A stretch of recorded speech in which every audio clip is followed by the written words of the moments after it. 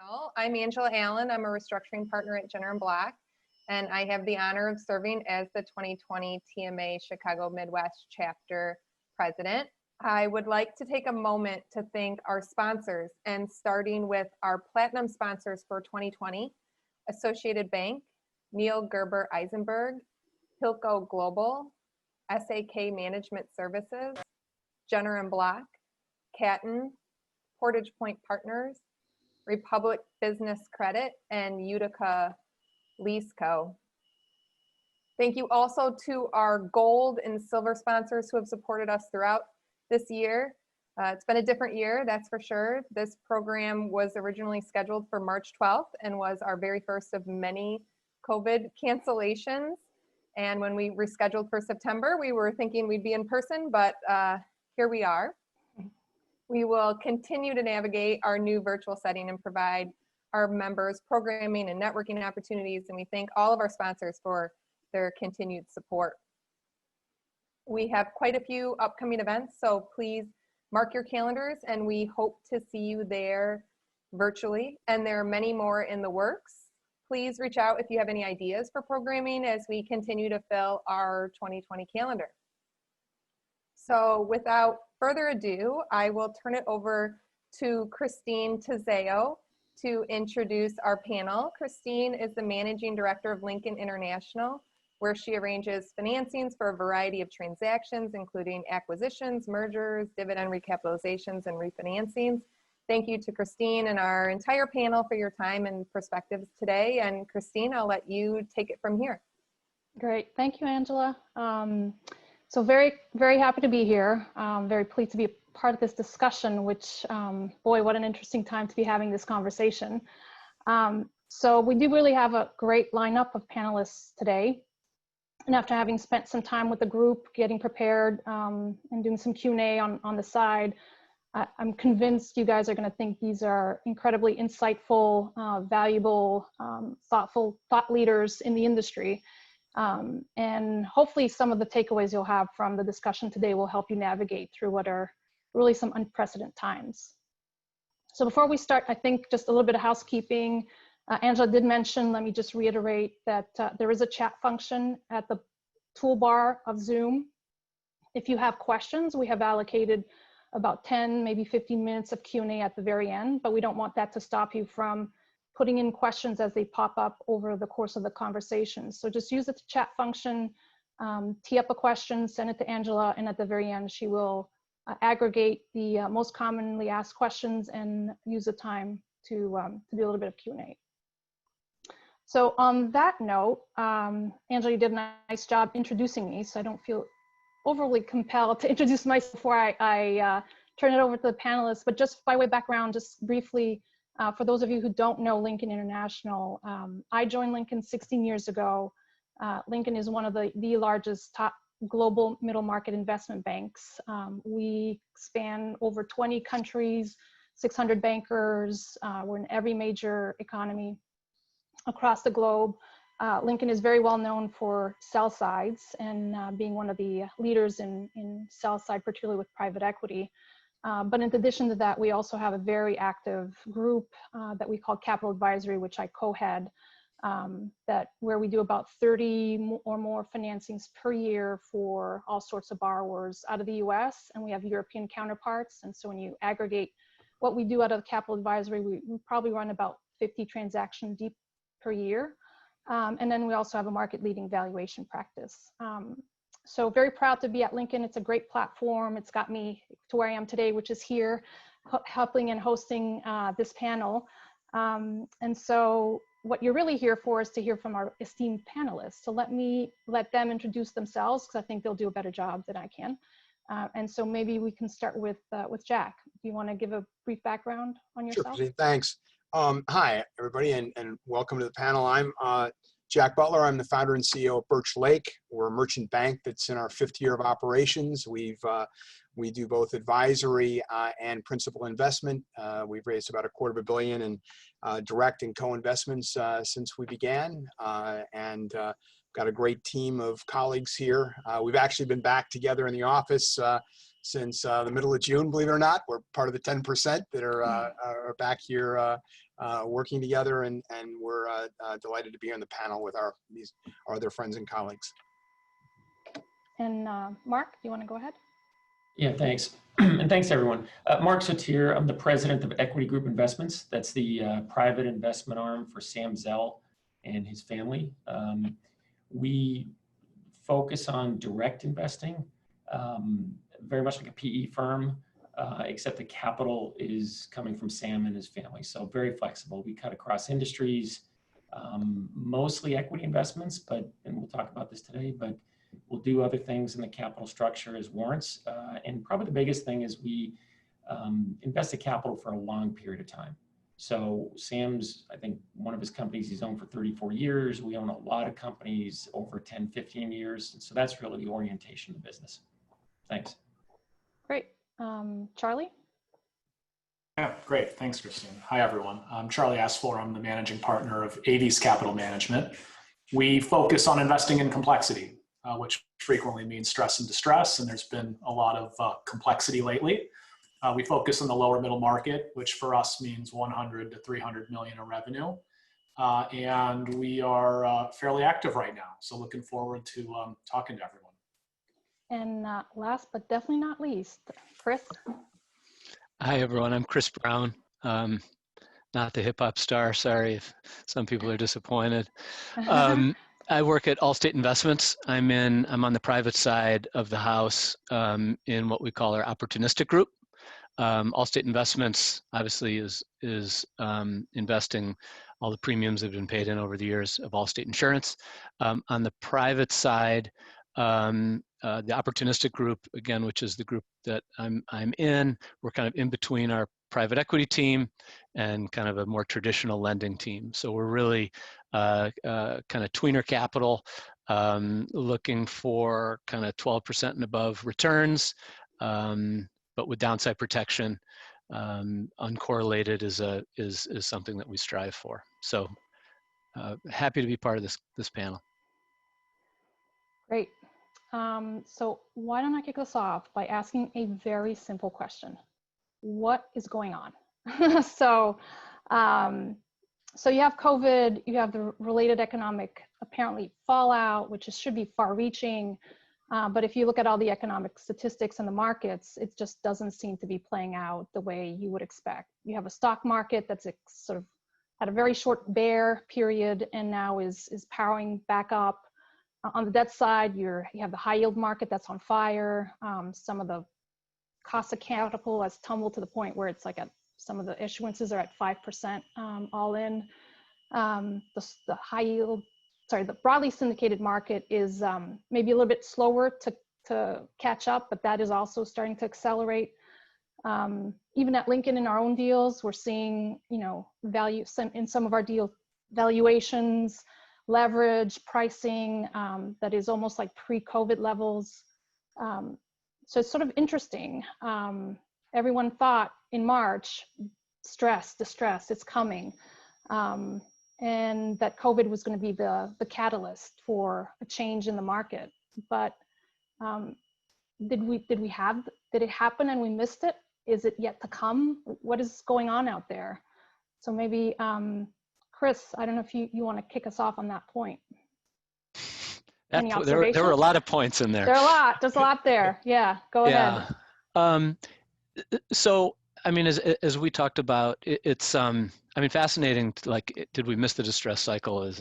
Like if you somehow were on Mars for the last 6 months and came back, what would you be thinking? We think that it really is kind of the haves and the have-nots. So in my group, again, opportunistic, where we're looking for, higher than typical kind of traditional returns, north of kind of 12%, we're seeing a lot of opportunities. So even though certainly a lot of the kind of bigger companies, more established companies that have access to the public markets, high yield, maybe are cruising right along. From our vantage point, we're seeing a lot more opportunities, and we're seeing better kind of risk-adjusted returns, and there are opportunities that specifically we're focusing on that are more highly structured. So the traditional lenders, it's not a fit for them at this point. Equity, for one reason or another, maybe dilution, isn't palatable for the company. And so we are seeing more activity in our kind of, call it non-traditional capital space. Charlie, Jack, Mark, any observations or reactions to what we read and see every day, and yet what's really transpiring in our flow? Yeah, I would go ahead, Mark.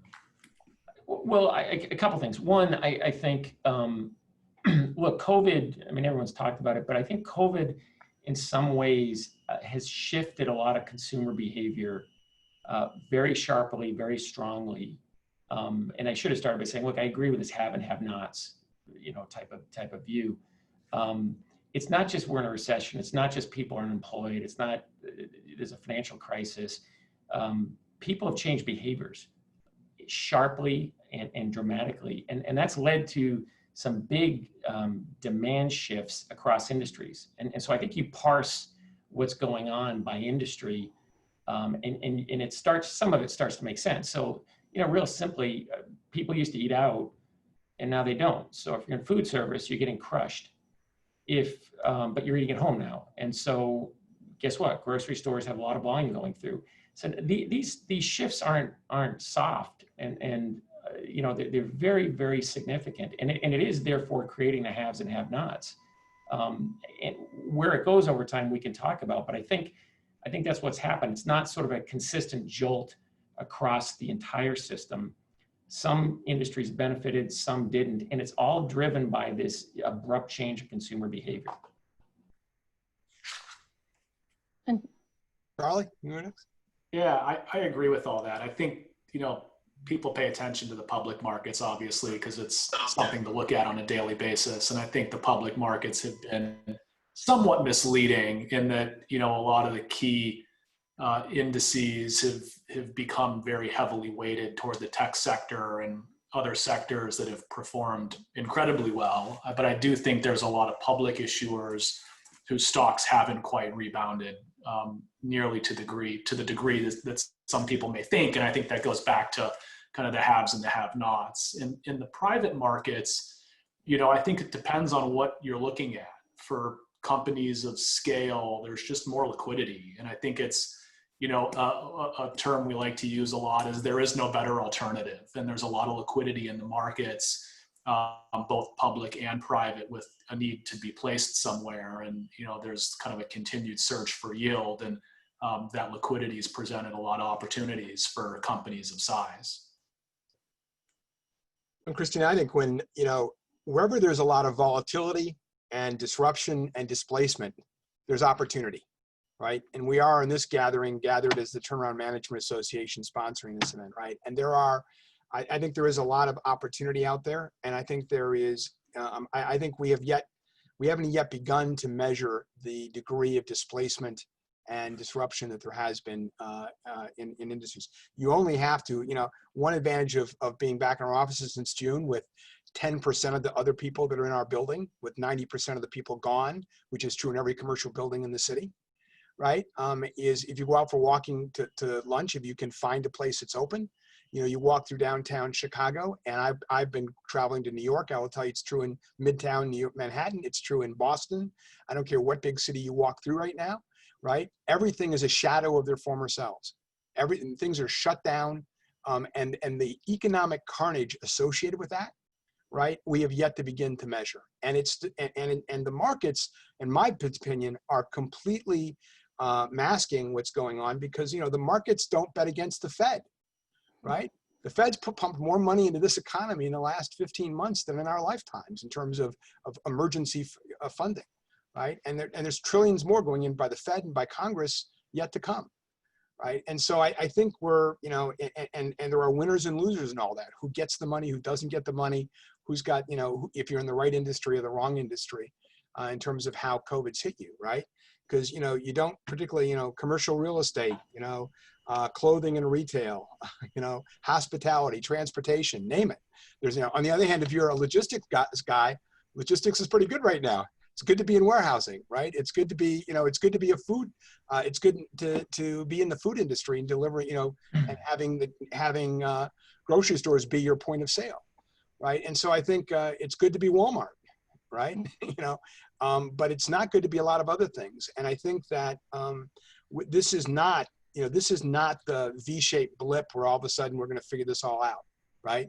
This is going to go on for a while, I think. And the good news is, I think for those of us who are investors and those of us who, as Charlie says, like complex, or, Chris who chases, and Mark who like the yields like we do, this is a time of great opportunity. You've got to be thoughtful about what you invest in, and you've got to have make sure you have your fundamental investment thesis that you're comfortable with. But this is an active time. I think that a lot of us have been pretty busy, and I think they're going to be busy for a while. I think it's generally come a lot slower than I think everyone expected, at least from my view. We saw the first wave of opportunity, which came, right after the outbreak hit. And I think a lot of that opportunity were with companies that were distressed pre-COVID, and COVID kicked it over the edge. And those companies were the have-nots and didn't have access to liquidity and needed emergency fundings. And I think for us, at least, those were pretty difficult situations to get your arms around from a risk perspective. And I think over time, we've seen some of the companies that were healthier pre-COVID begin to see liquidity needs, and that opportunity set, I think has materialized a lot slower, but is a lot more interesting from a risk perspective. And I think a lot of the people on this call in the turnaround world would, probably agree that, that world seems to be very active right now, and that tends to be a leading indicator of liquidity needs to come. And so, we're of the view that it's going to be a pretty busy rest of the year, and there's going to be a lot of those cracks, continue to emerge. Yeah, and Charlie, one thing. I'm sorry, Mark, go ahead. Oh, go ahead, Chris, it's fine. Well, I was just going to say, Charlie, in terms of, what you guys are looking at, one thing that we found interesting and what we've decided as a group is that we're not necessarily chasing deals with higher expected returns right now than we were kind of pre-COVID. What we're doing is kind of maybe similar zip code returns, but with a better risk profile or more downside protection. And we've heard other people kind of say the same. So it's not that we're necessarily, we don't think we're taking more risk now. We think we're taking less risk, but we're still in the same zip code of yields, which I think has a couple of interesting kind of offshoots from that. And it's a little bit of the have-nots that if you're further out in the risk spectrum, obviously, plenty of people are taking more risk. But I think that you can. Some entities find themselves, as a have-not if you're, whether it's airlines or, certain restaurants or whatever, it is probably still facing a lot of challenges to raise capital. Yeah, piggyback off on that. So Jack touched on something real quickly, which I think is critical, that look, interest rates are low and there's a lot of capital out there, right? And so that's dampening or it's a shock absorber to some extent. But when you talk about actual real distress right now, I mean, you start ticking off industries, right? You may not feel it everywhere, but energy is in distress. I mean, extremely. Retail is in distress. Travel's in distress. Those are three monster sectors of the economy. And that's in distress. It's not just, is the company not doing well? Do we trip a covenant? It's burning a ton of cash. And frankly, in a lot of those industries, you've got an excess capacity problem that's not going to solve itself very quickly. So to me, there is a chunk of distress out there right now. There's a second bucket, though, that I think is interesting, which is maybe the industry isn't severely impacted, but look, everybody got hit in the second quarter. Lots of companies burned cash. Maybe companies tripped covenants, things like that.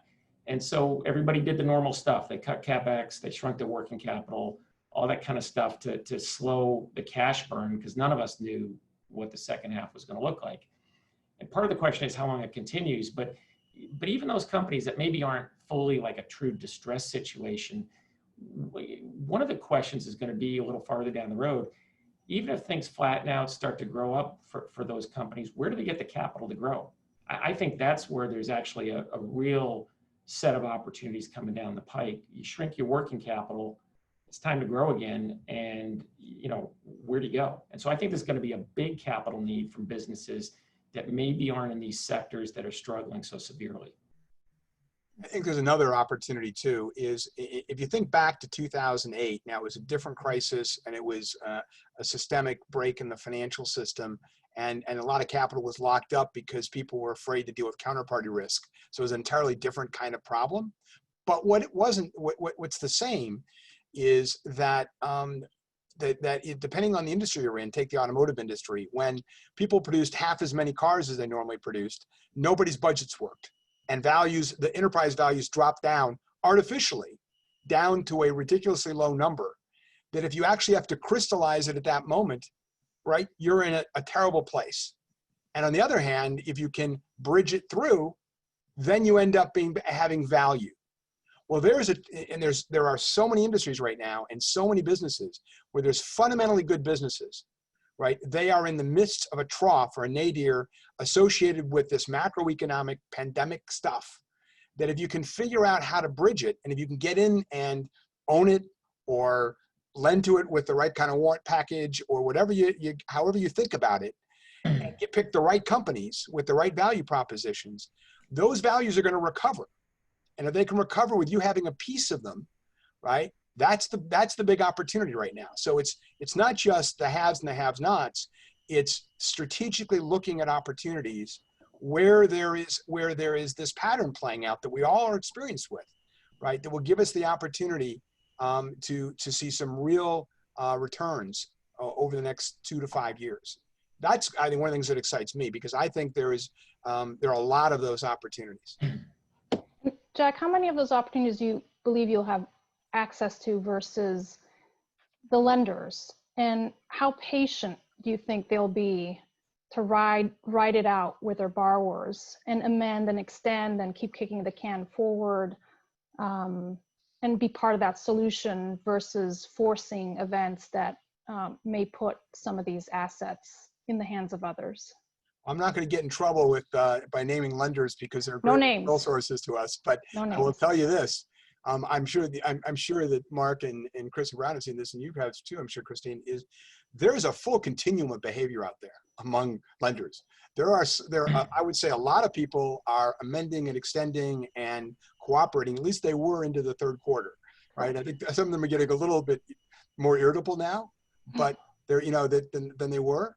And there are some people who are being remarkably aggressive, right? Who are charging huge forbearance fees. I mean, it's not it's amend and extend, but pay me $1 million. It's amend and extend, but and people who are saying, amend and extend, but give me a 30-year company. I mean, so depending upon who's got and this is true in commercial banks as well as in alternative lenders. So I think there is a huge, it's not this kumbaya story that, you hear that, notwithstanding the fact that, Governor Cuomo in New York amended the state banking laws for anyone who's got New York state banking law applying to them, that, said it was an unsound and unsafe banking practice to not give forbearance agreements, right? And notwithstanding the fact that the Comptroller of the Currency issued a directive or guidance to all the national banks to basically tell them that they wouldn't have classified loans if they cooperated over the next, through December 2020, right? So there have been people trying to do those things, but our experience is, when we've had real discussions in real situations with real lenders, that, some people are cooperative, but some people I think are being very aggressive. Yeah, and Jack, I agree with that, and I'll give you just a couple examples I think that fit that exact spectrum you were talking about.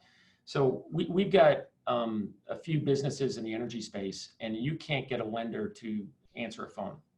Okay, I mean, there's just no room. We have a business that has contracted revenue outside the U.S. with counterparties that are very solid and generating cash, low debt levels, and couldn't do a thing. In the middle, we've got a hospital chain, right? It's going through everything you'd imagine with the pandemic. And the industry's gotten a lot of government assistance. And I think that's actually supported not only the space, but it's allowed a lot of these public companies to go out and do some refis, push back some maturity. So you got an ability to do some work with lenders. And then at the other end of the spectrum, like you mentioned, we own some logistics businesses that are doing phenomenally, and people are tripping over themselves to lend us money. So I do think it really depends on what sector you're talking about. And the response, is very varied depending on where you're coming from. Yeah, I think we've seen a mix of responses, primarily with the private credit lenders. I think the first response we saw really across the board was the head in the sand, back right during the outbreak, rolling into, Q2 marks and performance. And of course, no problems in our portfolio. And I think, that head in the sand mentality quickly materialized into like the acknowledgement of some problems. And I think that's likely going to continue to get stronger because that kick the can approach, at least for many of these private credit lenders, in our view, just can't last forever, and something will eventually need to happen, and liquidity needs probably drive that. But we've seen, with a number of private credit groups that we have relationships with, a willingness to entertain unique solutions and, new capital coming into a capital structure in creative ways that, those lenders maybe weren't willing to consider previously, which is sort of an interesting, anecdote. We'll ultimately see how it plays out, but we've seen, I think, the willingness to be creative a lot more than we have in the past. I'd provide the perspective. One of our investments is involved in the asset-based lending space, kind of non-traditional, so kind of call it stretch asset-based lending compared to what a traditional bank would do. And in terms of providing loans, in terms of putting fresh capital out, we're seeing that it's just as competitive now as it was pre-COVID. Now, I even as I say that, I'm a little bit skeptical of it, and maybe there's some marketing spin of our group, but we've been surprised at how quickly it's come back. That one, the traditional bank lenders in the ABL space appear to be back, at least enough of them. It's not every lender, but enough of them to kind of make the fulsome market. And then as they have gotten more aggressive, the kind of the alternative asset-based lenders have kind of stepped in line. So that it's darn near close to where it was pre-COVID. Chris, one of the things I think we have to recognize too is when you think about what's going on out there is we are in a presidential election, right? Less than 60 days from now. Right. And I think the market is timing and taking bets. And I think people are thinking about year-end transactions, in trying to gauge whether there's going to be a change of administration. Right. Because, if, for example, there is a Democratic clean sweep and there's control of the Senate and the Democratic administration, there for sure is going to be a big change in tax policy. Right. Without question. And so you're seeing some folks we've been involved in 2 or 3 transactions in the last 45 days, in which sitting with CEOs and members of lead sponsors, people have been paying a lot of attention to, do I maybe I need to accelerate this into 2020. And so I think there's some of that going on. I think we're getting into a place where it's going to be tough to do that. It's going to be just tough to execute. Most things are very, pretty far along in that process. But I think that's going on. And I think we also have to recognize that the other shoe hasn't dropped here. I mean, despite what's going on, my personal belief is that despite what's going on in Congress, there's going to be another stimulus bill, at least one more, if not 2. And because I think we have to recognize that, people like, a lot of colleges and universities, a lot of city and state governments all over the country, right, are facing enormous budget crises, that are measured in billions, not in, millions. And, they're not going to be able to fix all of that without additional stimulus. And so, and if you think about the stimulus package the government's meeting out, there's this direct to consumer stuff, right? The checks and the unemployment stuff. There's the small business things. And then there's the whole suite of things the Fed's doing, right?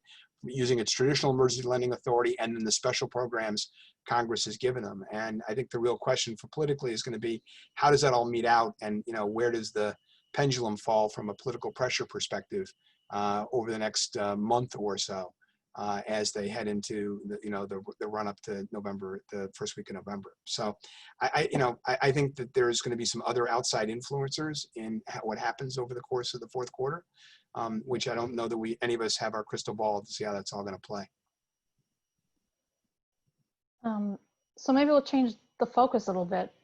In all the challenges and potential sectors that may have experienced distress, will experience distress, has it come, will it come? How is that playing out in your actual deal flow? Are you seeing things pick up? Do you have sort of a view on how things might change? Just kind of curious to see what's crossing your desks, what kind of deals are coming your way. Have you developed certain theses around certain industries? I don't know, maybe Mark, maybe you can kick us off with some thoughts around market activity and what you've been experiencing so far. Yeah, no, great. So again, we put money to work for long periods of time. So we actually, the things we look for are very big macro trends, and obviously a lot's changing right now. We try to pluck things out of those trends. And we talked, look, there's 5 or 6 big things going on. We've talked a lot about sort of implicit demand destruction, travel and retail and all that. That's sort of, people talk a lot about that. A big one we're paying a lot of attention to is the shifting supply chains, right? Again, kind of obvious, but it was going on before COVID, the Amazon effect and all that. The impact of COVID obviously is sped that up. And then you throw in some tensions with the US and China and decoupling, and we think you've got an immense amount of disruption over time that's going to go on with supply chain. So I think there's a lot of room there. State and local governments our budgets are going to suffer. They are suffering, they're going to suffer. I don't know about the federal deficit and comments on that, but if you're got businesses that state and local governments are your customers, like that's a real issue to think through. I think we're all starting to work through education, childcare. How's that going to impact lots of businesses? So that's, again, I think we're just all starting to live through that right now. But there's other things, right? There's a move away from public transportation at the moment. So what implications does that have to, for cars, for just any kind of way that people have to transport themselves or not? There's potentially this move away from big cities and the implications there. And one I think we're paying a lot of attention to, everyone talks about small businesses and how they're struggling. And that's right. There was a lot of concentration in industries before COVID. We think it's going to continue. And so that says something about scale, right? And as you're investing, if you thought scale, you had to be here before, now you've got to be here. So we take all of those things as medium to long-term trends, and then start picking through, okay, because of all that change, where are there some opportunities? And like I started with, when Jack mentioned, logistics is a huge one. Things have to move, right? COVID, not COVID, whatever. People move, products have to move. Now they're moving differently to different places. Warehouses, again, if you're in the warehouse space, that's shifting a lot, not just because of Amazon, but healthcare. We're paying a lot of attention to supply chain there. And so I think if you look at these macro trends, you can start to say, look, there's some movement, there's some disruption, and I can start to take advantage of pieces of that. Anyone else seeing any sort of interesting things crossing your desks, or industries you never really thought would be impacted that all of a sudden you're like, oh boy, if you have that aha moment, I didn't think of that. Anything I think to share? We've had sort of 3 themes that we've been trying to find opportunities around.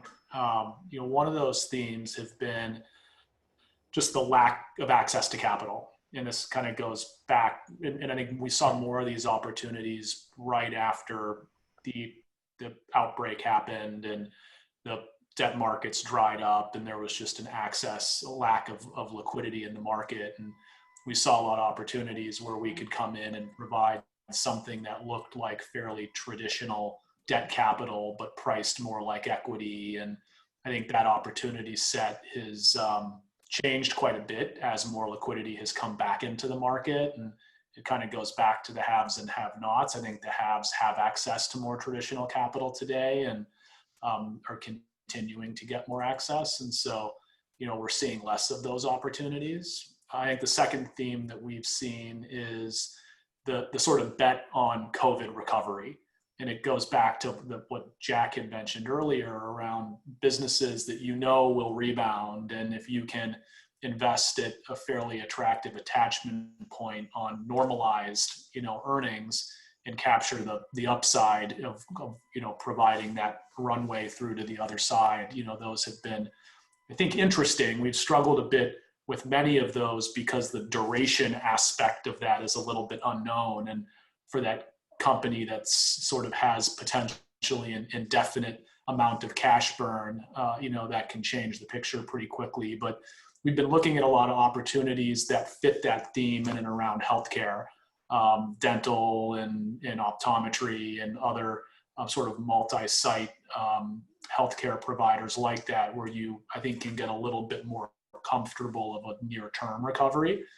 And I think the third area that we've seen is how can you solve problems for private credit lenders? Because there's been a lot of private credit debt that's been issued over the last decade. And there's a lot of private credit funds who have levered fund structures and don't have the flexibility to continue funding liquidity without borrowing-based efficiencies. And, we see the potential for providing capital to solve some of those problems. One other that I'd throw out, just a specific one, although huge, is the sustainable space. We were excited about a deal we did this summer in that space. We were a second lien, highly structured second lien deal that's a second lien convert with warrants. So all kinds of bells and whistles. Kind of a low LTV based on kind of the enterprise value. At any rate, I guess one thing I would highlight, I mean, we talked about kind of, growth capital. I would highlight, as a big institution, this is not a surprise to anyone, but I mean, we're spending more and more time. It's becoming, just within the last year, a much bigger focus on sustainable. And it's not to say that, deals have to be sustainable, but it's something that we discuss in every deal now. And a fund that we've invested in, an outside fund, is a sustainable fund, and they're going like gangbusters because so many people are interested in it. And I should also quickly say, about half of the people investing in their fund are investing because it's sustainable, and about half are investing because they just think it's a great risk-adjusted return in the sustainable space. So we're seeing a lot of activity there. So Chris, a second lien with a convertible and warrants, that's interesting. The lawyers liked it. Yeah, but that's sort of an interesting dynamic, because what we have observed as an agent and as an advisor is just this convergence of people claiming they can do very creative solutions, and we've called it structured capital, right? Or structured solutions. Sometimes it's coming from the world of debt, and the debt platforms are trying to move in to get some yield and doing more structured pieces of paper, and I like to call it dequity because it's really equity masked as debt. And then you have control groups that have been traditionally LBO shops that are trying to move into doing minorities and structured preferreds, and everyone's sort of trying to converge to the middle. I'm actually curious, for the panel, I'll open it up to the panel, but maybe Chris, you can kick us off. Have you seen that dynamic really play out in your specific deals? These are not traditionally groups that are able to handle real distress. And so are you really competing with them? Or are they sort of carving out another part of the market that is not necessarily the world of distress? Well, we haven't necessarily seen kind of equity players coming into our space. And the opportunity that we've seen, that we've observed kind of in the last several months, is that as traditional players have maybe they had stretched beyond their I don't want to say original mandate, but kind of where they traditionally were, as they kind of went back to their roots, so to speak. We've seen that it's opened up a little bit, in the middle, or that kind of stretch capital before you get to equity. This specific deal, to raise more equity, it was going to be dilutive, so that's why they didn't want to go that route. It's a negative EBITDA company, so they couldn't get traditional debt financing, and that's how we ended up in the middle. Mhm. Curious to hear what everyone else is seeing.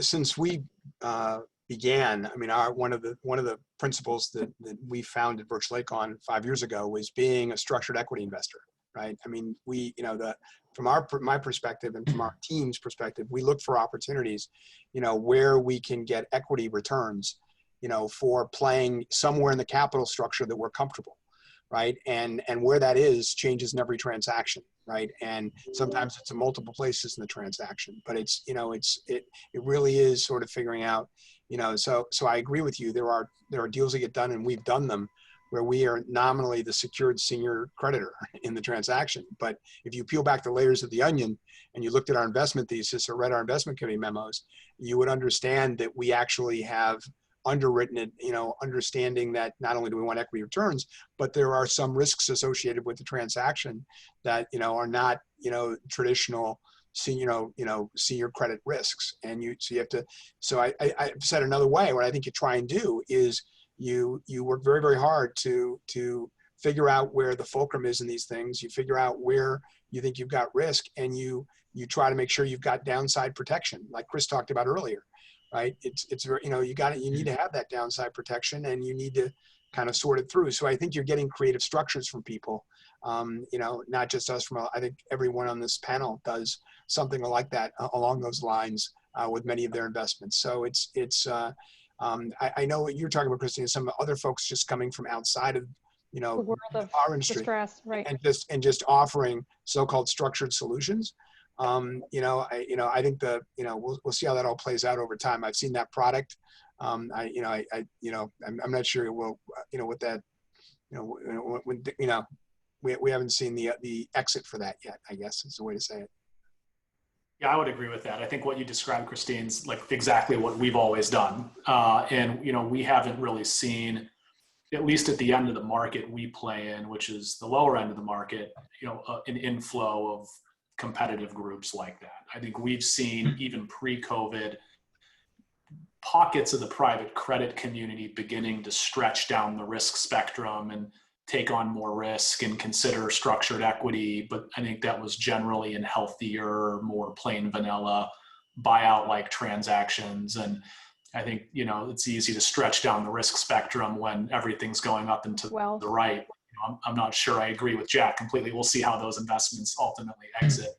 I think we're a little skeptical that the kind of skill set exists to navigate through, complexity in a structured investment like that. But we've seen it more at the higher end of the market. I think there's a lot of larger mega firms that are like Apollo and like Aves, who are beginning to launch more hybrid, value type strategies. And, they've been able to deploy money, but there's a lot more liquidity at that end of the market. And so we think even those groups have had a hard time deploying capital, and the return profiles maybe weren't what was expected. Yeah, the only thing I would add, because I agree with a lot of these comments. Number one, I think there's a lot of people who talk about doing distress until they start looking at it and actually having to underwrite it, and they sort of just back out. And I think that's happened last cycle. I think it's happening kind of as we speak. So there's always a lot more conversation about it until people start talking about, no matter how you structure your security, that company's burning cash and I can't forecast for the next year or two. How do I get my head around it? And people on this call, I think, do it for a living, but I think there's a lot of people who say, yeah, I'm going to buy cheap and it's a good way to enter the market. And then they really start staring at the situation and just can't get their head around it. So we're not seeing a ton of it. But the other thing I would say is that, look, I just think right now, even more than most cycles, it's very hard to underwrite by definition the next couple of years, right? We're trying to look through it in the sense that, again, I think we're a little lucky. We're thinking about 10 years from now, right? 15 years from now. We're thinking about logistics and what does logistics look like in 15 years. And so, the next 2 years are very important, but not as critical as if you were going to buy something for 4 years or 5 years. And the other thing is, what are the exit multiples, right? So when you start thinking about underwriting this stuff, I mean, you try and guess what 2021's budget's going to look like for a company. That's one thing. But whatever time frame you're putting on it, what do you think the market's going to be like when you exit, and how do you get yourself comfortable with that? And what we try to do, this doesn't always work, but we try to think about, look, if we own it for forever and underwrite it that way, what it does is it pushes us to focus on cash flow, and right, and it's just, okay, the money's got to come out of the asset over time, and we touched on yield a little bit before, and so we think about it that way versus, how you're going to peg exit multiples for the next few years. I don't know. I think it's really, really difficult right now. So one last question before we turn to the audience for some additional questions. So not to put you on the spot, but I'll put you on the spot because we did such a great job today that we will all be invited again this time next year to do another Zoom webcast and share our views. And so fast forward 12 months and we're all sitting back together again having this conversation. What do you think we're talking about in 2021? And I'll put Jack on the spot so he can kick us off. Look, I actually think that next year is going to be a challenging year. Now, for I think folks like us, that also means that there'll be opportunity.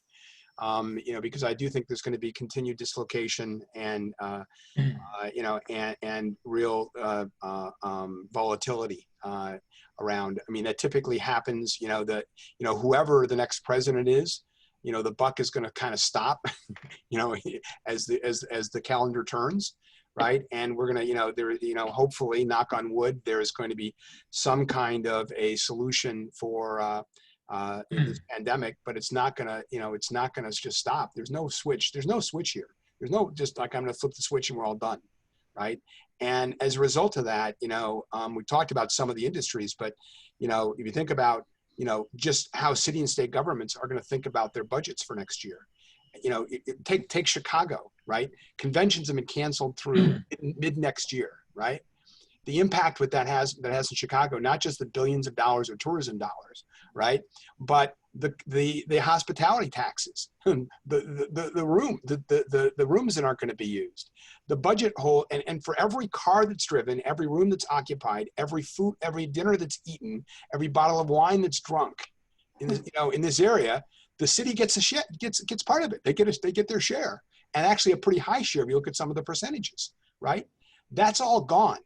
That's a zero, right? For most of this year and the first half of next year.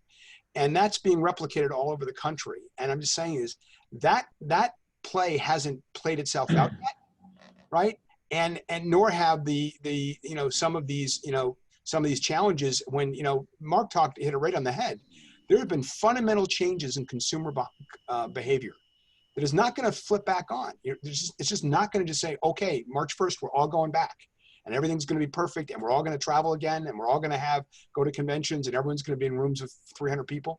That's not going to happen, and at least in my opinion. And the result of that is that I think there are going to be some very challenging issues to deal with next year. I'm an optimist. You guys, people know me, know that I'm an optimist. I think that we'll navigate our way through it. And I think there'll be opportunities for people like us that are attending this session, and those of us who invest. But I think it's going to be a challenging year. I don't think it's going to be, a boom year, personally. Chris, any thoughts? Closing comments? Well, there will continue to be a mountain of capital that's looking for yield. And so I think that from, a big perspective, from the high level, I mean, that's been shown, it just plowed right through COVID. I totally agree that municipal and state budgets are a huge issue. Barron's last week came out and said, I think it was $1 trillion hole over the next 18 months, which feels like the federal government will have to bail a lot of those municipalities out. But ultimately, someone's got to pay for it. So, so to me, those are kind of two. That's a tension there, to see kind of how that works its way. What happens in terms of the capital that's still looking for a return in practically a zero yield, debt environment, and then kind of a municipal and state budget crisis that I think that that's really going to manifest itself next year. Yeah. Charlie, any closing views or thoughts you want to share? I think agree with Jack that the near term, I think, is likely to be challenging. I think at the same time, while I'm probably not qualified to talk about human psychology, I do think there's a desire for people to get back to life. And I don't think that this behavioral change is permanent. And I think in some areas it may be a bit more structural and long-term in nature, but I do think once it's safe to get back to life, people are going to want to get back to life. And I think a vaccine, becoming available is the likely catalyst for that. And so we actually, I'm personally a little bit more bullish than maybe Jack is about the back half of next year and what that may look like in terms of some return to normalcy. It'll come eventually. Mark? Yeah, I mean, I guess I'm bullish for a lot of people on this phone call right now. But that's not necessarily a good thing. Look, I think I think there's more waves coming, right, of trouble. Some of it's already been created and it's going to ripple through these industries like we talked about. Some of it, look, there isn't a cure yet, right? And I've got a kid in college and he's got more friends who've gotten sick in the last couple of weeks than I can count. It's unbelievable. And they're all going home, right? So it hasn't stopped, right? It's continuing. So, and I'm no medical expert. I have no idea, but that's just a reaction. But I think some of these bigger topics haven't rolled through yet, right? Kids are going back to school or they're going to daycare, we think, right? And look, if you're rich enough to have a nanny, that's great. And if you're not, how is that going to work over the next 12 months, right? It hasn't fully hit this economy yet. I don't know the answers to it. I just know, go all the way back to the beginning of the conversation, things are changing so much that there's going to be lots of opportunity. I mean, there just is, because things are just changing so much. But I don't think, things have stabilized. And I think there's actually more difficulty sort of underneath, and that if you could ignore the stock market for just a second, you wouldn't feel so great about a lot of the other metrics you see right now. I think the government will have to keep bailing people out, but for how long? I don't know. And I still don't think that's going to change a lot until there really is a cure. So probably a little on the negative side, but I think that creates opportunities for a lot of people in this phone. Great. Well, thank you, gentlemen. That was really great conversation. We have 3 minutes left. I went a little bit long. So I know, Angela, there were a few questions that came in. I'm glad to see you back. And so can I just hand it over to you and let us know what some of the questions have come in through the discussion? Yep, absolutely. And to continue with Mark's negative theme here, I will ask if there are any industries where you will no longer invest due to COVID. It's a great question. For me, it's not just COVID. Things where there's big secular declines. Look, I've done a bunch of turnarounds, not like some people on this call, but I've done several, and there's things I'll stay away from, right? One is just secular declines. As an advisor, as maybe a consultant, you can get in a company and do that. But as an investor, we're staying away from retail because we don't know where the bottom is and I don't know how to underwrite it. So like that's an example. We're not investing in travel and the obvious things like that for just a very simple reason. I don't know what the other side looks like. And you can gamble on it and all. We just don't need to do that. I think there's enough things changing and therefore enough opportunities that we just don't have to take that risk. So yeah, we're staying away from travel and we're staying away from retail. Those are probably the big things that we're just probably not going to touch. Anyone else? Any other industries where you're steering clear? Christine, we weren't able to kind of hear your perspective on some of these things. You've got a great seat. What are you seeing in terms of interest, investor interest? So it's actually been really fascinating because we're still seeing, and I think it's the companies that are being brought to market, the deals that are getting done are all companies that have fared relatively well to actually fantastic through the cycle so far. And so they're more than just recession resistant. They're like pandemic protected.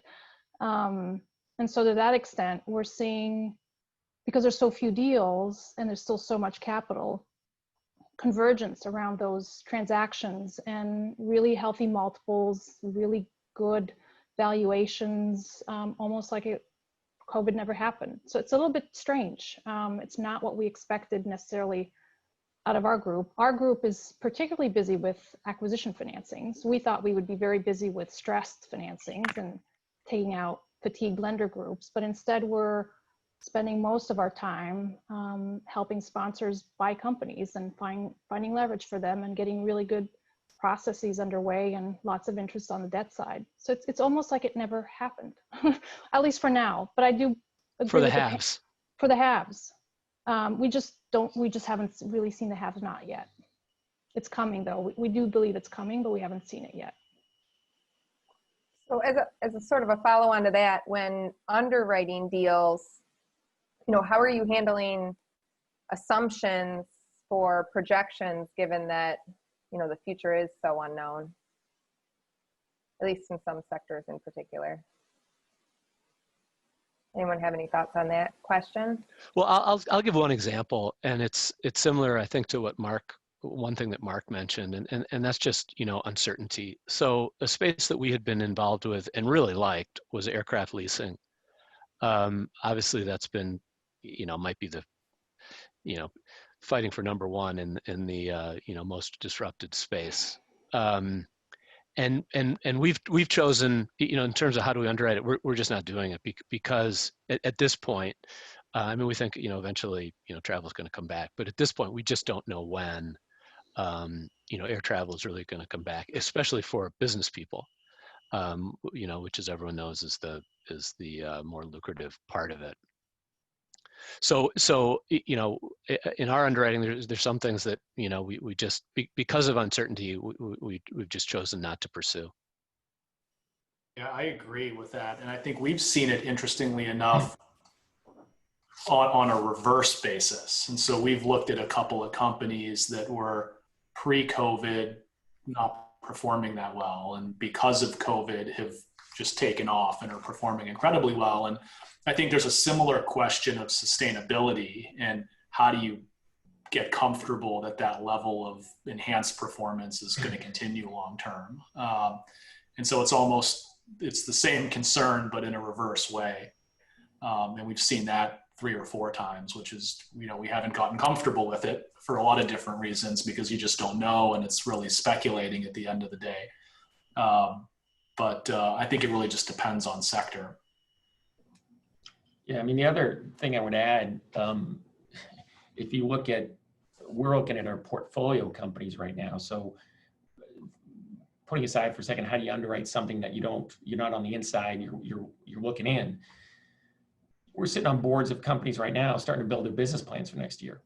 All right. So these are companies I can see everything I want to see, and I know the company and I know the business, and it is enormously difficult to project what next year is going to look like.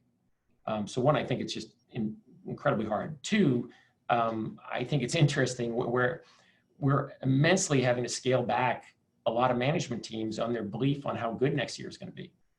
And we're getting just not euphoria, it's too strong a word, but we're just getting people who are just like, okay, it's all, 2020 was a bad year. Let's all move on. 2021 is going to be better. And guess what? They start ramping up the revenue and then building costs into the budgets and all this. And we're actually spending a lot of time in the last few weeks telling everybody, you know, slow down and go reset, because you are not in this environment with all this uncertainty going to go pile a bunch of cost into your system right now. And I'm a little surprised at how much people are, at least some of our companies are trying to sort of almost wipe 2020 away. It's almost like when you get to start planning for next year, you get to go, okay, let's park that. That was then, and things are going to be better. And trying to keep everybody sort of at least middle of the road is a little harder than I thought it was going to be. You know, and Angela, the way I think about it is just for all of us on the phone right now, all of us that are participating in this panel and listening in, the way to think about underwriting against this uncertainty is think about the fact when we all left our offices in March 17th, right? When my kids got out of Parker in, people thought they were going back in 2 weeks, 3 weeks, right? And then it was a month, right? And, and then it was a couple, well, it'll be 2 months and then we'll be back, right? And if you think about it, I'm not sure anyone on this phone, maybe there are some people who are just more clairvoyant than me, but I don't think any of us on the phone said to ourselves, okay, this thing is going to start, it started in March, or maybe started in January, is going to go on for 12 to 15 months, right? And then we'll sort of figure it out to where Charlie's, it'll get better, moment is, which I agree with, it will get better, right? But that's the kind, if you just remember that story, right? That's what investment committees are sitting around thinking about in terms of, underwriting, because anyone who walks in and says they know what's going on, let's just remember what happened to ourselves, 6 months ago. And so that doesn't mean be negative and don't do things. It just means be cautious, be thoughtful, try not to, it's not that, you don't have to hit the grand slam in 3 months, right? It's make sure that you've got a bridge. And so we're doing, and I know in our companies and talking about is what's the downside bridge, right? It's great you've got this business plan, but what's the downside bridge? Let's assume things stay bad for all of 2021. Hope it doesn't, but what if it does? What does that mean? And what if it means if some of in the industry you're in, that there's going to be problems into 22? How do you think about that? What kind of capital do you need? How do you, what are your assumptions, and how do you think about the plans in those circumstances? Because I think we just have to recognize that none of us really know how long this is going to go. And I think if you put yourself back in the mindset you were in the second quarter, for example, I think we're all looking at our families saying, I don't believe this is happening to us, right? That sort of being sort of incredulous a little bit, that's a healthy skepticism that I think you need right now. Just, not being negative, because I'm the optimist, but you need to have a healthy skepticism when you look at next year's business plans. All right, so thank you all for your time today, your perspectives, your very timely discussion. It'll be interesting. We'll have you back in 2021 and have a revisit. I'd also be curious to see your notes from the March program before we actually canceled, but I'm sure they've changed a lot since then. But I want to thank our TMA Breakfast Committee co-chairs who put this panel together twice for this program, and that includes Joe Phoebe of Fifth Third Bank, Matt Barish of Mackinac Partners, Dave Martinelli, Portage Point, Shelley DeRusse, Freeboard and Peters, and Lou Morosi of Linkage Capital, and of course our VP of Programs, Kat Parker of Piper AMS. So at this point in time, we're going to go ahead and shift over to our Zoom networking, where there will be breakout rooms. If you want to go ahead and turn your cameras on, turn your mics on, it'll probably get noisy for a while. If people want to drop, we understand. But for those who want to stay on for the networking, we'll get shifted over to breakout rooms here shortly. But thank you again for our esteemed panelists for joining us today and your lively discussion. Thanks for having us. Thanks very much. Thank you. Fun. Thank you.